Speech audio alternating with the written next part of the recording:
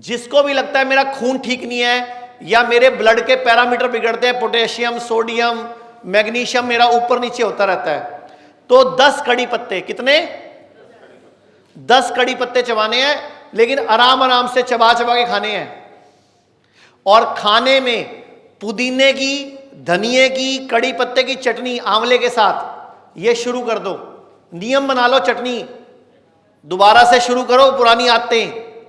और अचार मुरब्बे अच्छे होते हैं, कहीं उनको डॉक्टरों के चक्कर में छोड़ बैठे हो आप। अचार फर्मेंटेड होते हैं, मुरब्बा फर्मेंटेड है, उसमें गुड बैक्टीरिया पैदा हो गए हैं। जैसे दही में बैक्टीरिया होते हैं ना, तो फर्मेंटेशन होने के बाद अचार क्या है?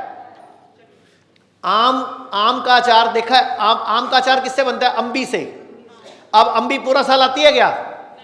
हमारे पूर्वज इतने सियाने थे कि अम्बी में antioxidant, anti inflammatory, healing properties हैं, तो पूरा साल अम्बी खाई जाए, आम का अचार बना दिया। हमारे पूर्वज इतने सियाने थे कि अम्बी हमें चाहिए पूरा साल, तो कैसे खाई? अचार बना के। ऐसे ही आप लोग कई तरह के मुरब्बे यूज करते थे पहले। आंवले का मुरब्बा घरों में कॉमन होता था, आजकल गायब हो गया। अच्छा, कोई भी चीज रोज नहीं खानी। कोई भी चीज खाओ, फिर 2-4 दिन छोड़ दो, फिर 10-15 दिन खाओ, 2 दिन छोड़ दो, फिर 3-4 दिन खाओ, 1 दिन छोड़ दो। लगातार कुछ भी कोई नहीं करना, कुछ भी, क्योंकि बॉडी सम हो जाती है, बॉडी फिर उसका असर नहीं लेती।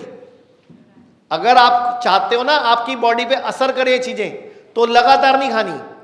5 दिन खाई, 1 दिन छोड़ दी, 2 दिन छोड़ दी, कभी 5 दिन छोड़ दी। और ये नहीं कि नियम सेम हो, चेंज करते रहो बॉडी को। जैसे 10 दिन खा ली, फिर 3 दिन नहीं खाई, फिर 11 दिन खाई, 2 दिन नहीं खाई, तो बॉडी असर लेगी इनका। नहीं तो बॉडी क्या हो जाएगी? सम हो जाएगी, बैलेंस, उसको असर नहीं लेगी बॉडी उसका।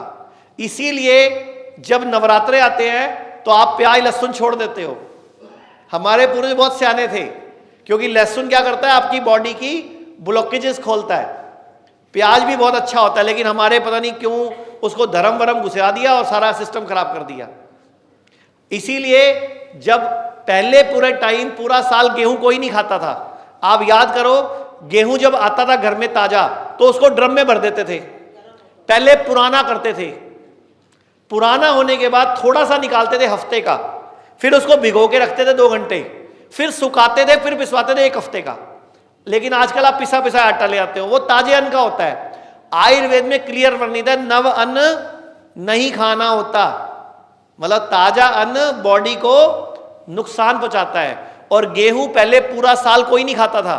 सर्दियों में बाजरा, कभी मक्की, कभी रागी, ऐसे आप अदल बदल के चीजें खाते थे। और कभी एक साथ दोनों अनाज नहीं खाने, गेहूं चावल कभी इकट्ठा नहीं खाना। अगर गेहूं खाया तो पूरा दिन गेहूं खाओ, चावल खाया तो पूरा दिन। और कभी भी ऐसे मत क्या करो, दोपहरी में रोटी बना लेनी है, शामी में चावल बना लांगी, नहीं। एक दिन, पूरा दिन एक ही चीज पे रहो। बॉडी को पूरा न्यूट्रिशन तो मिलने दो उसका। आपस में वो, उनकी आपस की जो एनर्जीज है, उनके जो आपस में तत्वों का बैलेंस नहीं है। चावल में 0.2% फाइबर है, कितना? 0.2। गेहूं में 1% फाइबर है, और मिलेट्स में 8 से 12% फाइबर है। और मिलेट्स जब खाने हैं तो कम से कम 4-6 घंटे भिगोने हैं। कितने घंटे? 4 से 6 घंटे। और बेस्ट होता है अगर आप मिलेट को फर्मेंटेड करके खाओ, खमीर उठा के। और दही अगर खानी है, अगर तो देसी गाय का प्योर दूध मिले तो ले सकते हो।